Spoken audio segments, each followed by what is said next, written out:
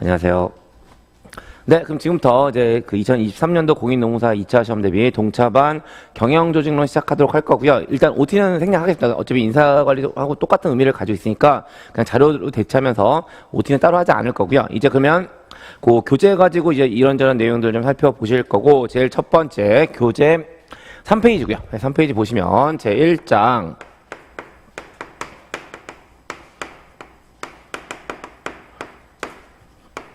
경영조직론의 기초 개념부터 이야기하고 있고, 이 내용들을 가지고 하나씩 보실 거고, 물론 이제 제 강의 스타일상 제일 첫 번째 경영조직론의 전체적인 구조부터 잡아야 되긴 해요. 근데 지금 바로 잡지 않을 거고, 요 기초 개념 하다 보면 잡아야 되는 상황들이 생길 거거든요. 네, 그래서 지금 일단 바로 시작하겠습니다. 그럼 이제 교재 보시면 제 1장 경영조직론의 기초 개념 크게 두 계절로 구성되어 있다라고 보시면 되고, 첫 번째가 제1절 경영학과 조직이라는 것에 대한 이야기 들어가 있어요. 그 다음에 제2절 가시면 경영조직론의 발전 과정에 대한 내용들 들어가 있는 상황이고, 그 내용들 가지고 하나씩 보실 텐데, 역시나 제1절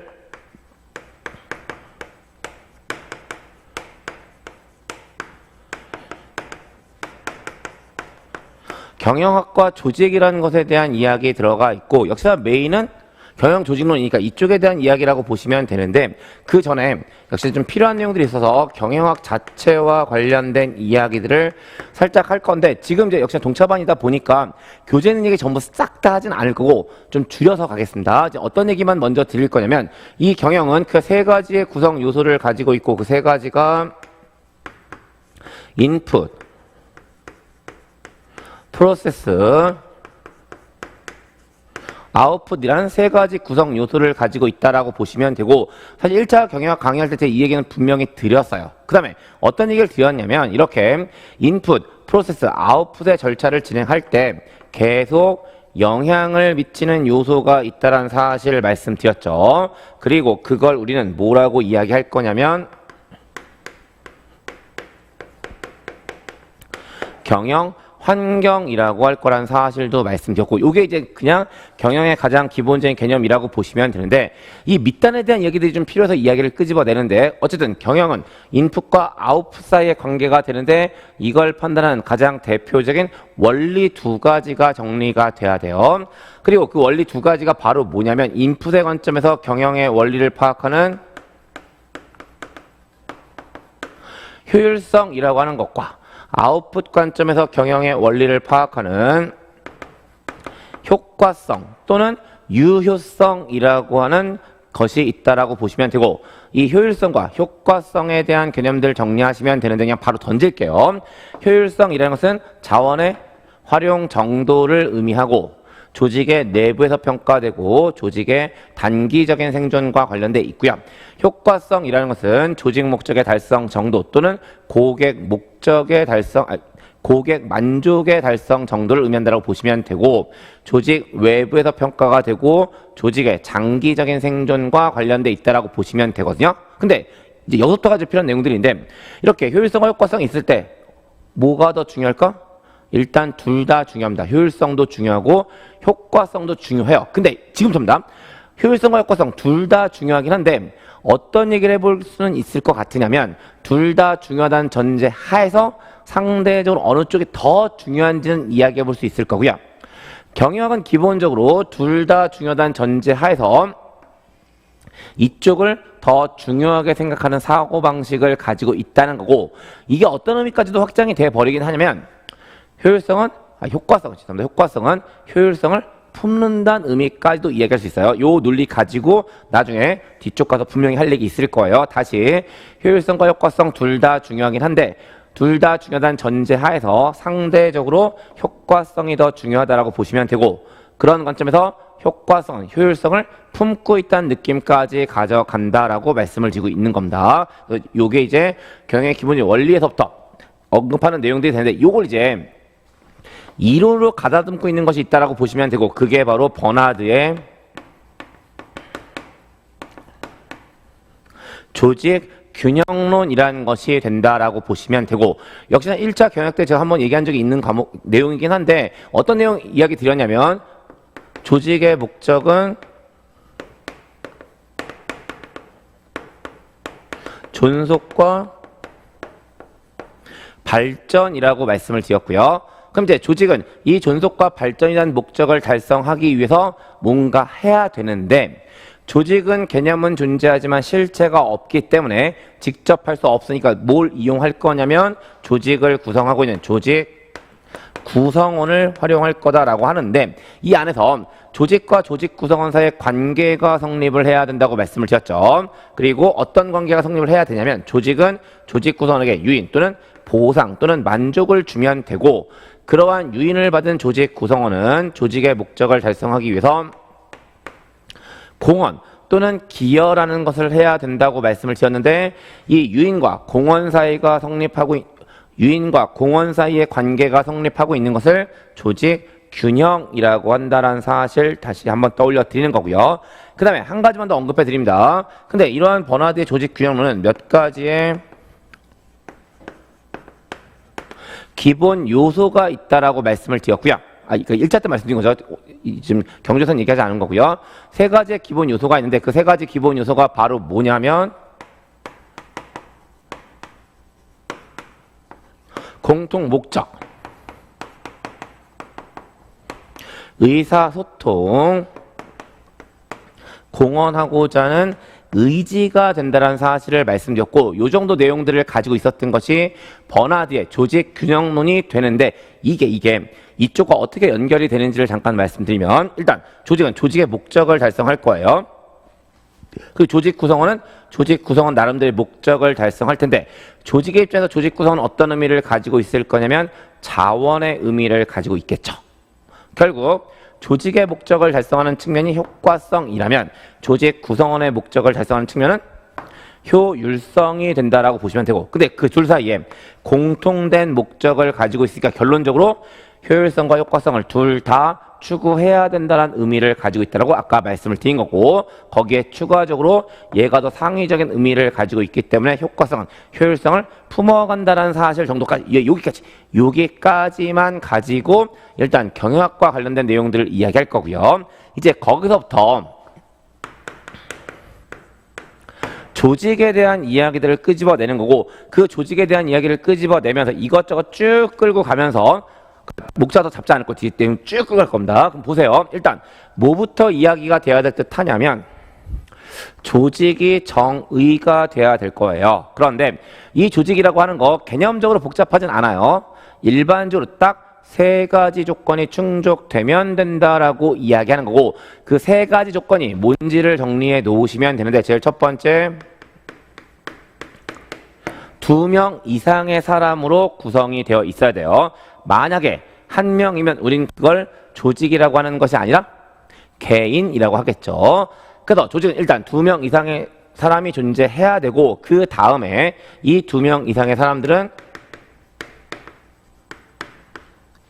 공통 목적을 가지고 있어야 하고 공통 목적을 가지고 있는 2명 이상의 사람들은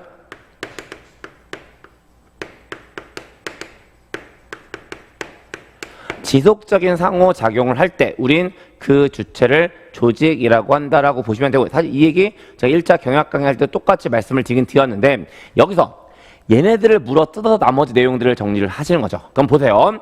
역시나 2명 이상의 사람들로 구성되어 있다라고 말씀을 드렸고 2명 이상이라고 했을 때 사람의 의미를 가지고 있고 경영학은 그 사람에 대한 가정에 크게 두 가지라는 사실을 말씀드렸습니다. 그리고 그 두 가지가 X관점과 Y관점이라는 두 가지가 된다라고 보시면 되는데 그러다 보니까 이 조직은 크게 두 가지로 일단 나누어지죠. 어떻게 두 가지가 되냐면 X관점에 근거한 조직과 Y관점에 근거한 조직으로 나누어진다라고 보시면 되는데 X관점에 근거한 조직을 통칭해서 우린 뭐라고 이름을 붙여주냐면 기계적 조직이라고 이야기하는 거고 Y관점에 입각한 조직을 통칭해서 유기적 조직이라고 한다라고 보시면 돼요. 그럼 당연히 요 두 가지 던졌으니까 뭐 일단 쓸 수 있게끔 잡아 놓으셔야 될까? 기계적 조직은 어떠한 특징을 가지고 있고 유기적 조직은 어떠한 특징을 가지고 있는지에 대해서 쓸 수 있게끔 좀 잡아 놓으셔야 되는 상황이라고 보시면 되고 그 목적상으로 교재 9페이지 보세요. 교재 9페이지 보시면 양가로 2번에 기계적 조직과 유기적 조직에 대한 내용 들어가 있고, 역시 반가로 2번 가시면 기계적 조직과 유기적 조직의 비교와 관련된 내용들이 불라 들어가 있고, 그게 이제 답안서로 쓸 수 있게끔 일단 잡아 놓으셔야 되는 내용들이 되는 거예요.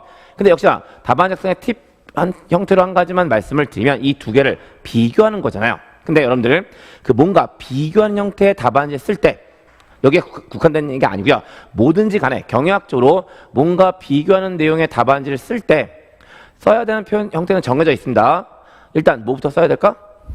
각각에 대한 개념적인 측면부터 써야 되는 거고요. 그 다음에 비교하는 형태의 답안지를 쓰는 테크닉은 크게 두 가지가 있어요. 첫 번째, 비교할 거니까 어떻게 비교할까? 기준을 가지고 비교하겠죠.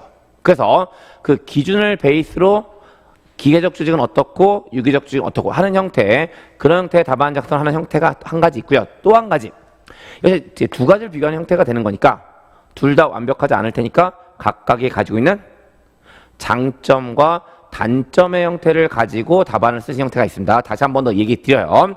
여기에 국한된 문제 아니고 뭔가 두 개를 비교하는 형태의 문제가 출제가 되면 답안 작성 방향은 두 가지. 일정한 기준을 가지고 비교하는 형태로 답안 작성한 형태가 있는 거고, 또 한 가지가 장점과 단점의 형태를 가지고 답안지를 쓰신 형태가 있는데, 두 개를 가지고 장점과 단점의 형태로 답안지를 쓰시는 경우라면 일반적으로 어떤 특징을 가지고 있을 거냐면 한쪽의 장점은 다른 쪽에 단점이 되는 형태가 되는 게 대부분일 거예요. 그래서 그 두 가지 관점으로 비교에 대한 답안지 쓴다라는 구조를 좀 세워 놓으시고요. 물론 이 두 가지가 칼같이 갈라진 건 아니에요. 그러니까 장단점에 대한 답안지를 쓸 때도 기준과 같이 쓸 수 있는 경우들이 있긴 있거든요. 근데 일단 지금은 구조를 잡아들기 위한 목적이니까 방법은 두 개, 기준을 가지고 쓰는 방법, 장점과 단점을 가지고 쓰는 방법이 있다라고 보시면 되는데, 지금 교재는 뭘 가지고 쓰고 있는 걸까? 기준을 가지고 두 개를 비교하고 있다라고 보시면 되죠. 그래서 계속 9페이지 보겠습니다. 동그라미 1번 보시면 집권화된 조직구조와 분권화된 조직구조, 동그라미 2번 보시면 전문화된 과업과 권한 위양된 역할, 세 번째 보시면 공식화와 비공식화, 네 번째 보시면 수직적 의사소통과 수평적 의사소통, 다섯 번째 엄격한 권한 계층과 협력적 팀워크라는 것에 대한 이야기들 하고 있는 거고, 그게 이제 목차가 되면 이 뒤쪽에 그냥 그 목차와 비슷하게 말로 풀어 쓰시면 되는 형태가 되는 것이 이 둘을 비교하는 것과 관련된 내용이라고 보시면 되는데, 요걸 이제 좀 더 간단하게 보여드릴 목적으로 교재 10페이지 보시면 그림 하나가 들어가 있는 거죠. 그리고 그 그림 보시면 기계적 조직도 마찬가지고 유기적 조직도 마찬가지인데 다섯 가지가 이렇게 삥 둘러가면서 쓰여져 있습니다. 그 내용들이 아까 그냥 목차로 다 들어왔던 거예요. 그래서 잠깐 다시 보시면 기계적 조직 보시면 집권화된 조직구조, 전문화된 과업, 공식화, 수직적 의사소통, 엄격한 권한 계층 다섯 가지 들어가 있고, 아까 넘버링으로 보셨던 거 앞쪽에 다 쓰여져 있었던 거죠. 그 다음에 유기적 조직 쪽 보시게 되면 분권화된 조직구조, 권한 위양된 역할, 비공식화, 수평적 의사소통, 협력적 팀워크이라는 것에 대한 얘기 들어가 있고, 이 다섯 가지가 아까 목차로 보셨던 뒤쪽에 들어가 있는 내용들이었다라고 보시면 돼요. 그래서 그렇게 정리해 놓으시면 이쪽에 대한 답안 작성 방향 말씀드렸고, 이건 쓸 수 있게끔 일단 좀 잡아 놓으세요. 그럼 이제 가장 기본적인 형태로 기계적 조직과 유기적 조직에 대한 것들을 살펴보셨는데, 역시나 경영학의 특성상 어떤 것들이 존재하냐면 두 개를 섞는 게 존재하는 거죠. 그러니까 종종 어떤 말씀 드리냐면, 경영학은 회색의 색깔 또는 그 섞는 거의 느낌, 그런 것들을 많이 그 해결해 변증법을 따라간다는 얘기를 전 종종 하거든요. 그래서 기본적으로 양극단에 기계적 조직과 유기적 조직이 있다면 그 중간에 있는 형태가 하나 있다라고 보시면 되고, 그걸 우리는 뭐라고 이야기하냐면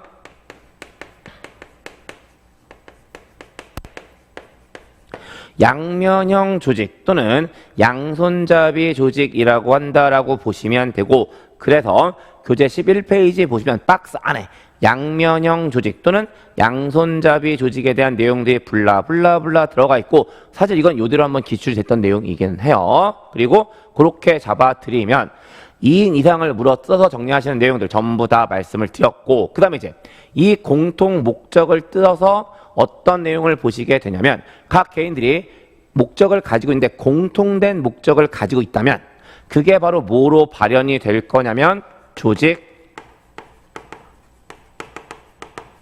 목표로 발현이 된다라고 보시면 되죠. 그래서 교재 11페이지부터 보시면 어떤 내용들이 들어가 있냐면 조직 목표와 관련된 이야기가 들어가 있다라고 보시면 되고, 일단 하나씩 좀 던질 건 던지고 칠판을 쓸 건 쓰겠습니다. 그럼 이제 이 조직 목표가 뭔지에 대한 내용들을 정리해 놓으실 필요성이 있을 텐데, 이 조직 목표는 조직이 달성하고자 하는 바람직한 상태를 의미한다라고 보시면 되니까 뭐 조직의 목표에 대한 개념 자체가 흔들리거나 할 내용들은 아닐 듯 하고요. 그런데 이러한 조직의 목표는 몇 가지의 기능을 수행한다라고 이야기하면서 12페이지로 넘어가세요. 첫 번째, 조직 행동의 기준과 방향을 제시한다. 어떤 의미일까? 조직 구성원 입장에서 목표가 있다면 실행이 더 잘 될 거고요. 그렇지 않다면 실행이 잘 되지 않겠죠. 결국 조직 구성원이 행동을 할 때 그 기준의 의미를 가지고 있는 것 또는 방향을 정해주는 것이 조직의 목표가 된다라고 보시면 되는 거고, 두 번째, 효과성 또는 유효성의 평가 기준. 아까 잠깐 이쪽에서 이야기 드리면서 효과성 제가 뭐라고 정의해 드렸죠? 조직 목적의 달성 정도라고 정의했으니까 조직 목표가 되는 거니까 효과성을 또는 유효성을 평가하는 기준이 된다라고 보시면 되고, 그 다음에 세 번째, 동기부여 원천. 좀 전에 얘기 드린 거죠. 목표가 있는 경우와 목표가 없는 경우에 어느 쪽이 더 열심히 일할까? 목표가 있는 경우가 열심히 더 일할 거니까 그게 바로 동기부여 원천이 된다는 사실 보시면 되고, 일단 그건 에피타이저로 끌고 가는 거고, 사실 이 이야기 제가 1차 경영학 강의할 때 역시 했던 얘기들이에요. 그러니까 그건 이제 간단하게 보시는 거고요. 그럼 이제 그 다음부터죠. 일단 어떤 얘기가 들어가 있냐면, 그럼 조직의 목표가 있을 거고요. 아까 이쪽에서도 보신 것처럼 모두 있다. 조직 구성원의 목표도 있는 거고요. 얘가 효율성의 측면, 얘가 효과성의 측면이라고 얘기했고, 둘 다 달성해야 되니까 결론적으로 어떤 일이 벌어져야 되냐면, 개인 목표와 조직 목표를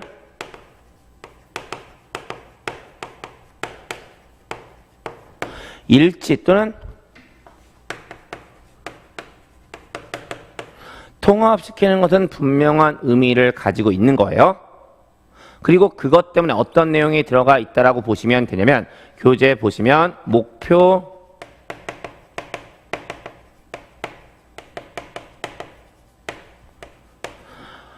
통합 모형이 들어가 있다라고 보시면 되는 거고, 이 목표 통합 모형 역시나 답안지 쓸 수 있게끔 정리를 좀 해 놓으셔야 되는 내용이 된다라고 보시면 되는 거거든요. 근데 역시나 이제 그 개념을 잡아두기 위한 목적으로 얘기를 드릴 텐데, 일단 교재 보시면 이 목표 통합 모형 크게 네 가지가 들어가 있다라고 보시면 되는데, 그러니까 일단 기본적인 얘기가 어떤 얘기냐면, 지금 개인의 목표가 있고요, 조직의 목표가 있다는 건데, 걔네들을 통합한다는 것은 어떠한 의미를 가지고 있냐면, 이 교집합의 면적을 최대한 늘려주는 것의 의미를 가지고 있다라고 보시면 되죠.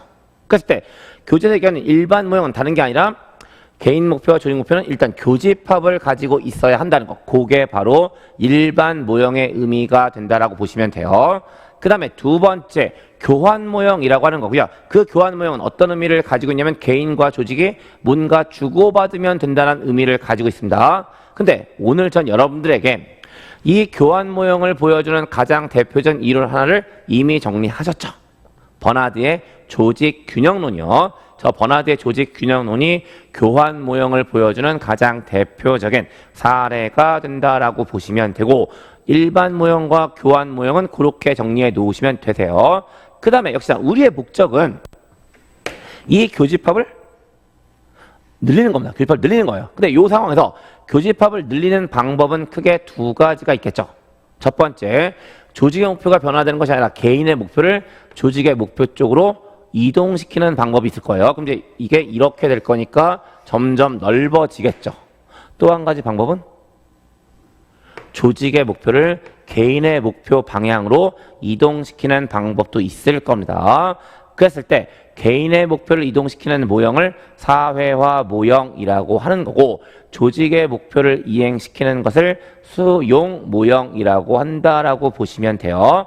그리고 지금까지 설명드린 그 내용들이 일반 모형, 교환 모형, 사회화 모형, 수영 모형에서 꼭 필수적으로 들어가야 되는 내용들이라고 보시면 되고 그런 내용들이 교재 13페이지부터 14페이지까지 그림과 본문 내용을 통해서 블라 쓰여져 있는 상황이라고 보시면 되죠. 그래서 그런 내용들을 가지고 통합 모형에 대한 내용들을 정리해 놓으시면 되는 거고 그 다음에 두 번째 뭐가 들어가냐면 이 목표와 관련된 가장 대표적인 이론 하나가 들어가 있다라고 보시면 되고 그게 바로 뭐냐면 목표 관리 MBO라는 것에 대한 이야기가 들어가 있다라고 보시면 되는데 여기서 지금 그 동체반 성격한 MBO를 전체적으로 체계를 다 설명드릴 수는 없을 상황일 것 같고 일단 가장 핵심적인 내용들 중심으로만 얘기를 드릴 텐데 일단 MBO 어떤 논리를 가지고 있는 개념이라고 제가 항상 말씀을 드리냐면 일단 목표가 정해지면 이 목표를 실제 성과가 나오기 전까지 변경시킬 의지는 없어요.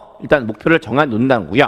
이제 목표가 정해지고 나면 그 목표를 실행한 결과에 성과가 있을 텐데 이 성과를 어떻게 목표에다가 수렴시킬지에 대한 문제만 고민하는 것이 MBO가 된다라고 보시면 되고요. 그러한 이유 때문에 MBO는 세 가지의 구성 요소를 가지고 있다라고 보시면 돼요. 제일 첫 번째, 목표는 구체적이고 단기적이고 개량적인 목표가 설정돼야 한다는 거고 그게 바로 목표 설정이라는 것이 된다라고 보시면 되죠. 그 다음에 두 번째, 그 목표를 정할 때 상급자 또는 경영자만 정하는 것이 아니라 하급자 또는 부하도 참여시켜서 같이 정하라고 하는 거고 그걸 우리는 뭐라고 이야기하냐면 참여라고 이야기하는 거죠. 그 다음에 이렇게 상급자, 하급자가 경영자와 종업원이 같이 목표를 정해서 실행하다 보면 이제 그 실행을 통제할 때 어떻게 통제라? 동시 통제 의미를 가지고 있다라고 보시면 되고 그걸 우리는 피드백이라고 한다라고 보시면 돼요. 그래서 MBO는 목표 설정, 참여, 피드백이라는 세 가지의 구성 요소를 가지고 있다라고 보시면 되고 일단 지금 간략하게 이 정도만 가지고 말씀을 드리고 넘어가겠습니다. 어차피 뭐 MBO 직접 담아 쓰실 기회 그렇게 많지는 않을 것 같으니까 간단하게 개념만 좀 잡아 드리는 거고요. 그 다음에 이제 세 번째 뭐에 대해서 이야기하고 있냐면 그럼 이제 아까 이 목표라는 것은 효과성, 유효성의 측정 기준이 된다고 말씀을 드렸으니까 그 유효성을 측정하는 접근법에는 어떠한 것들이 있는지에 대해서 정리하시게 되는 거고 이거 쓸 수 있게끔 잡아 놓으셔야 돼요. 예. 그러면 이미 교재상으로 보고 있는 것처럼 모두 네 가지의 접근이 있다라고 보시면 되고 일단 네 가지 접근을 떠올리셔야 되는 거잖아요.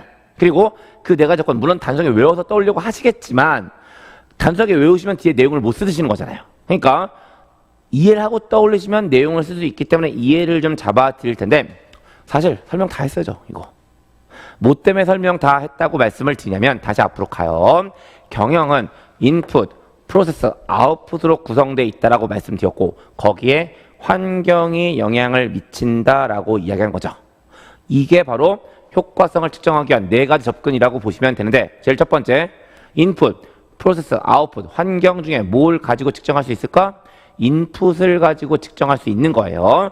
그리고 그걸 우리는 뭐라고 이름 붙여 주냐면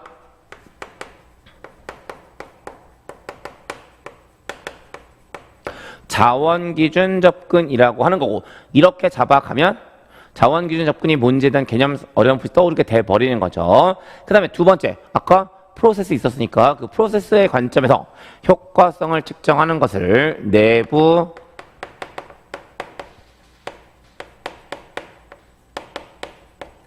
프로세스 접근이라고 이야기를 하게 되는 거죠. 그 다음에 세 번째 아웃풋이고요.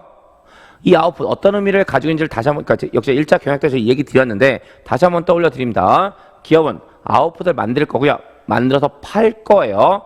팔아서 뭐 할까?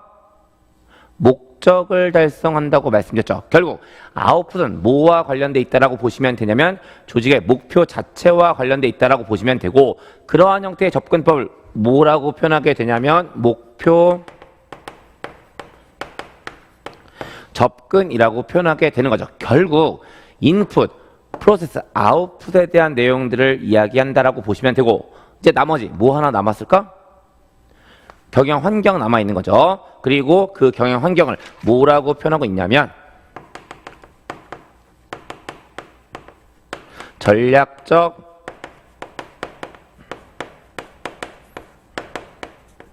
이해관계자 접근이라고 이야기하는 거예요. 그래서 유효성을 측정하는 접근법은 그 세 가지: 자원기준 접근, 내부 프로세스 접근, 목표 접근, 전략적 이해관계자 접근이라고 하는 네 가지가 된다라고 보시면 되고, 역시나 쓸 수 있게끔 잡아놓으라고 말씀을 드렸으니까 어떠한 내용을 써야 되는지에 대한 갈래들을 보시면 되는데, 역시나 뭔가 측정하고 싶은 거고요. 측정의 접근, 여기서는 접근 역시 방법이라고 보시면 되는데, 그 방법이 하나가 아니라 네 가지인 거잖아요. 역시 이런 얘기 나올 때마다 뭐 인사도 마찬가지, 경조도 마찬가지인데, 인사든 경조 관점이든지 간에 방법이 여러 가지인 이유는 완벽한 방법이 없기 때문인 거예요. 그리고 완벽한 방법이 없다는 것은 각 접근 또는 방법들마다 장점과 단점을 가지고 있다라고 보시면 되겠죠. 결국 그럼 다시 봅니다.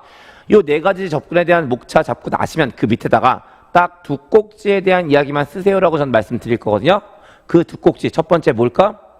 개념적인 서술이 들어와야 되겠죠. 자원기준 접근이 뭐고, 내부 프로세스 접근이 뭐고, 목표 접근이 뭐고, 전략적 이해관계자 접근이 뭔지에 대한 개념적인 서술 들어와야 되고, 그 다음에 각 접근에 대한 장점과 단점에 대한 내용들 또는 특징에 대한 내용들이 서술되면 된다라고 보시면 되고, 역시나 여러분들 가지고 계신 교재에 딱 그렇게 쓰여져 있어요. 각 접근들별로 개념적인 서술 앞에 들어가 있고 뒤쪽에 장점과 단점에 대한 서술들이 들어가 있는 상황이라고 보시면 되거든요. 그러니까 그렇게 정리하시면서 교재 가지고 컨텐츠들 채워 놓으시면 되고, 그렇게 말씀을 드리면 유효성 측정의 접근과 관련된 이야기 다 잡아 드린 건데, 여기서부터 이어가는 거죠. 근데 이걸 가지고 있는, 이걸 좀 더 체계적으로 이론으로 가담고 있는 게 있다라고 보시면 되는 거고, 그게 바로 뭐냐면 퀸과 로어바우라는 사람이 주장하고 있는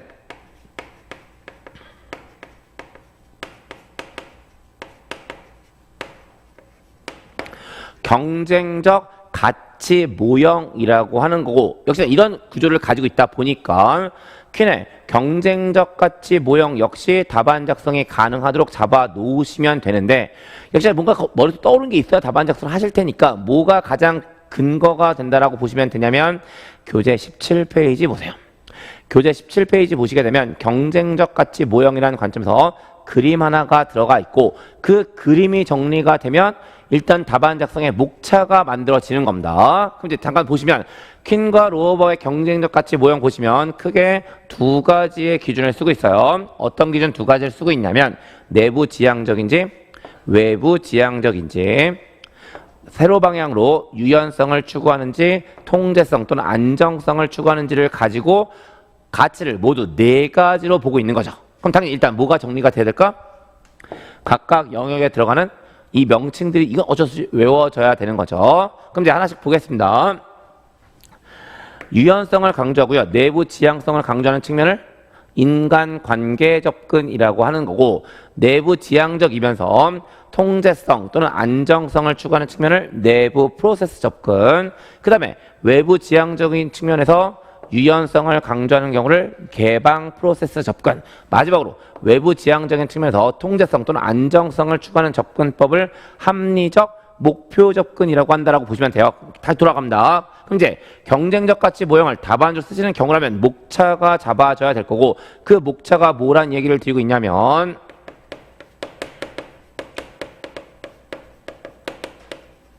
인간관계 접근이라는 것이 있다는 거고,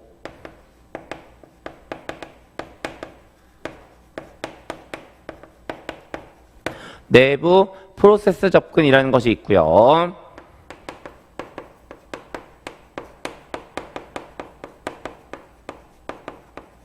개방 시스템 접근과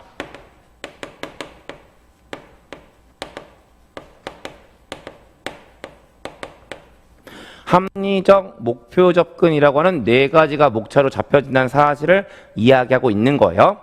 근데 그럼 이제 이 목차로 잡혀지면 또 그 밑에다가 뭔가 쓰셔야 되잖아요. 그리고 이건 역시 크게 두 가지를 쓰라고 말씀을 좀 드리게 될 텐데 어떤 거 두 가지 쓰라고 얘기 드릴 거냐면 일단 첫 번째 역시 똑같은 얘기입니다. 뭐 써야 될까? 개념적인 측면 써야 되는 거예요. 근데 이 경제적 가치 모형은요. 그림 하나에 네 개를 동시에 담고 있으니까 이건 장단점의 형태로 쓰시는 게 아니라 뭐가 들어가야 되냐면 각각이 지금 유효성과 관련돼 있으니까 목표에서 차이가 난다는 거죠. 다시 보세요. 내가 이거 뭐 쓰라고 지금 얘기하려고 하는 거냐면 첫 번째 개념적인 측면을 써야 된다고 얘기 드리는 거예요. 그 다음에 이쪽 같은 거 보면 아까 장단점을 위주로 써야 된다고 말씀을 드렸는데 이쪽은 그림 하나에 모든 게 다 들어간 상태다 보니까 장단점을 가지고 언급할 수 없으니까 대신에 효과성과 관련된 내용이니까 효과성은 조직 목적의 달성 정도 또는 조직 목표와 관련된 이야기를 하고 있으니까 각 접근법별로 세부적인 목표들을 가지고 있다라고 보시면 되죠. 그래서 각 접근법별로 개념적인 측면과 목표에 대한 내용들이 답안으로 들어오는 구조가 된다라고 보시면 되는 거고 그럼 이제 먼저 개념적인 서술 쓰실 텐데 이 개념적인 서술은 요 네 가지 아까 요 표에 요 그림에 대한 내용만 기억하고 계시면 쓰는 것 자체가 불편하진 않죠. 어떻게 쓰면 되니까 축 베이스로 쓰면 되니까 다시 이야기해서 아까 인간관계 접근, 내부 지향성과 유연성을 가지고 있는 접근법이라고 말씀드렸고 이렇게 축을 베이스로 쓰면 되니까 개념적인 측면은 이 그림만 기억하고 계시면 크게 어렵지 않아요. 대신에 뭐가 좀 정리가 되어 있어야 되는 상황이라고 보여지냐면 각 접근별로 어떠한 목표를 가지고 있는지에 대한 내용들이 들어가야 되는데 역시나 교재 17페이지 보시겠습니다. 교재 17페이지 보시게 되면 역시나 그 유연성, 통제성, 내부 지향성, 외부 지향성별로 인간관계 접근부터 각 접근에 대한 내용들 들어가 있고 그 밑에 보세요. 그 밑에 보시면 기본 목표와 하위 목표에 대한 내용들이 들어가 있죠. 근데 하위 목표까지 정리하실 필요는 없다라고 보여지고요. 기본 목표에 대해서만 좀 정리를 해 놓으시는데 인간관계 접근은 인적 자원을 개발시키는 것이 목적이다라고 보시면 되는 거고 개방 시스템 접근은 성장과 자원 획득이 목적이라는 거예요. 내부 프로세스 접근은 안정과 균형이 목적이고 합리적 목표 접근은 생산성, 효율성, 수익성이 목적이 된다라고 보시면 되는 거죠. 그리고 그렇게 정리해서 내용 작성하시면 요 경쟁적 가치 모형 쪽에 대한 개념적인 측면에 대한 서술이 다 된 거고 거기에 추가적으로 이제 어떤 내용 하나가 17페이지 본문상으로 들어가 있냐면 유용성과 관련된 이야기 하나가 들어가 있죠. 그리고 역시나 이 경쟁적 가치 모형이 가지고 있는 유용성은 분명한 의미를 가지고 있으니까 정리해 놓으세요. 같이 보겠습니다. 경쟁적 가치 모형에 따르면 경영자들은 자신이 추구해야 할 가치와 상대적으로 중요성이 떨어지는 가치가 무엇인지를 결정해야 한다. 물론 네 가지 경쟁적 가치는 동시에 존재하기는 하지만 이들이 모두 동등한 우선순위를 가지고 있는 것은 아니라는 겁니다. 이러한 경쟁적 가치 모형은 다음과 같은 시사점을 가진다라고 하는 거고요. 보시면 첫 번째, 효과성의 다양한 개념들을 하나의 관점으로 통합하여 산출물 목표, 자원 확보, 인적 자원의 개발 등과 같은 요소들을 조직에 달성해야 할 하나의 목표로 통합하였다. 두 번째, 효과성의 기준이 조직의 경영 가치에 따라 어떻게 사회적으로 구성되는지에 대해 관심을 불러일으켰으며 경쟁하는 가치들이 동시에 어떻게 존재하는지를 규명하였다는 거. 그 유용성까지 정리하시면 되고 요 정도가 조직 목표를 물어 뜯어서 정리하시는 내용들 전부 다가 된다라고 보시면 되고 요 구조 가지고 계신 상태에서 이제 역시나 교재 가지고 컨텐츠들을 좀 채워 놓으시면 되는 구조가 되는 거겠죠. 그래서 그렇게 말씀을 드리면 조직과 조직 목표에 대한 내용들까지 다 말씀을 드렸고 그 다음에 이제 마지막으로 뭐에 대한 얘기가 들어가 있냐면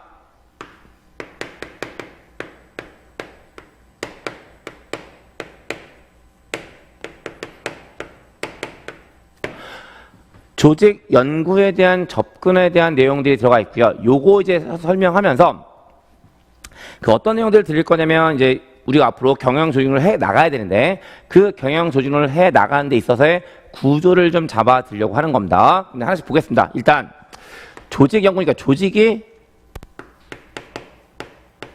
가장 상위에 올라올 거예요. 그러니까 조직은 뭔가 할 건데요. 아까 이미 번화대 조직균론에서 보신 것처럼 조직은 뭐로 구성되어 있다? 조직 구성원으로 구성돼 있을 거고요. 그걸 여기서는 뭐라고 쓸 거냐면 개인이라고 쓸 겁니다. 또 어떤 형태로도 얘기가 되냐면 조직은 행동을 할 거예요. 근데 이 조직은 개념은 존재하지만 실체가 없기 때문에 직접 행동하지 못할 테니까 그 행동을 누구한테 미룰 거냐면 개인에게 미룰 거기 때문에 개인 행동이 존재한다라고 보셔도 돼요. 근데 일반적으로 조직과 개인 사이에 한 가지 개념이 더 있어요. 그리고 그게 바로 뭐냐면 집단이 되는 거고 그 집단의 행동을 살펴본다라고 보시면 되는 거거든요. 어쨌든 이 상태니까 어쨌든 조직은 크게 세 가지 수준에서 본다라고 보시면 되고 그 세 가지가 바로 뭐냐면 가장 위에 조직, 그 밑에 집단, 그 밑에 개인으로 본다라고 보시면 돼요. 그런데 이 조직은 어떠한 개념과 연결이 되냐면 역시나 외부 환경과 연결이 되는 거죠. 그랬을 때 이쪽이요. 이쪽을 바라보는 관점을 우리는 뭐라고 이야기하냐면 미시 조직이라고 이야기하는 거고요. 그다음 이쪽을 보는 것을 우리는 뭐라고 이야기하냐면 거시 조직이라고 이야기하거든요. 그리고 사실 이 경영 조직론이라는 표현 자체가 그 경영에서 일반적으로 사용하는 표현은 아니에요. 그러니까 그냥 시험 과목으로서 의미를 가지고 있는 명칭이지 경영 안에서 어떤 일정한 분야를 만들고 있는 그 분야의 명칭은 아니거든요. 근데 이제 어쨌든 시험 목적이니까 그럼 이제 우리가 경영 조직론이라고 하는 것은 거시적 조직 이론과 미시 조직 이론이 합쳐져 있다라고 보시면 되고 역시나 경영 사이드 안에서의 분류를 보게 되면 이 미시 조직을 우리는 뭐라고 이야기하긴 하냐면 조직 행동론이라고 이야기를 하게 되는 거예요. 어쨌든 우리가 정리하는 경영 조직론이라는 것은 조직 행동론에 결국 환경이라는 측면이 추가되어 있는 것을 의미한다라고 보시면 되고 그게 이제 가장 기본적인 갈래가 되는 거고요. 이제 여기다가 그 교재 어떤 내용이 들어가 있냐면 그럼 이제 조직은 행동할 텐데 결국 개인 행동을 하는 거고 이 개인 행동을 뭐라고 표현하게 되냐면 개인 행동은 두 가지로 설명 가능한 함수 관계를 가지고 있다는 겁니다. 그리고 그 두 가지가 바로 뭐냐면 사람과 환경이라는 것을 가지고 설명할 수 있다라고 하는 거죠. 근데 그러다 보니까 이 개인 행동을 바라보는 접근법은 크게 세 가지로 나누어지게 되고 왜 세 가지인지를 말씀을 드리면 역시나 경영학은 이 사람에 대한 가정이 X와 Y라고 이야기하는 두 가지로 나누어지는데 일단 X로 가정해 보자는 거죠. 그러면 이 사람이 X로 가정돼 버리면 사람을 가지고 행동을 설명할 수는 없어요. 그러다 보니까 뭘 가지고 설명하게 되냐면 환경을 가지고 설명하자는 접근법이 등장을 하는 거고 그러한 접근법을 행동주의적 또는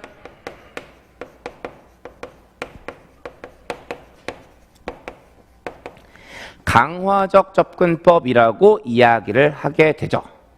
근데 이 행동주의 또는 강화적 접근법이 맞게 되기 위해서는 동일한 환경에 처해 있는 개인들은 항상 동일한 행동을 했어야 될 겁니다. 하지만 현실적으로 그렇지 못한 것들이 보이기 시작했을 거고 당연히 그렇다면 이거 안 맞나 본데? 그럼 이제 뭘 가지고 한번 설명해 보자?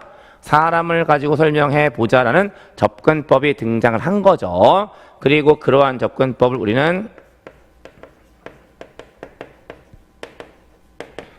인지적 접근법이라고 하는데 이 인지적 접근법 역시 설명하지 못하는 부분들은 생겼을 거예요. 그리고 역시나 경영학은 회색, 정반합의 의미를 가지고 있으니까 결론적으로 어떻게 이야기했을까? 하나만 가지고 설명하려 하지 말고 둘 다 고려해서 설명해 라고 이야기했을 거고요. 그걸 우리는 뭐라고 이야기하냐면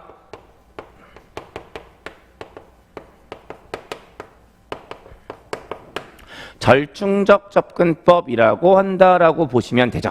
그래서 역시 다시 가시면 그 미조직 이론이라는 관점에서 이제 조직 행동론 이야기하면서 그 어떤 얘기 들어가 있냐면 개인 행동에 대한 접근법 이야기하면서 이미 이제 칠판상으로 말씀드렸던 행동주의적 접근법 인지적 접근법, 절충적 접근법에 대한 이야기 들어가 있는 거고 그 다음에 거시조직 이론에 대한 내용들이 들어가 있다라고 보시면 된다고요. 그럼 이제 이게 일단 교재에서 언급하고 있는 내용들이라고 보시면 되는데 이걸 기반으로 이제 앞으로 경영 조직론 어떤 내용들을 이야기할 건지에 대한 이야기들이 정리가 된다라고 보시면 되는 거고 역시나 구조 똑같습니다. 이제 잠깐 쓸게요. 역시나 이제 우리가 얘기하는 이 경영 조직론이고요. 이 경영 조직론은 크게 세 가지의 관점으로 끌고 간다라고 보시면 돼요.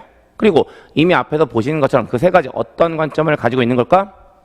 개인 수준이라고 하는 것과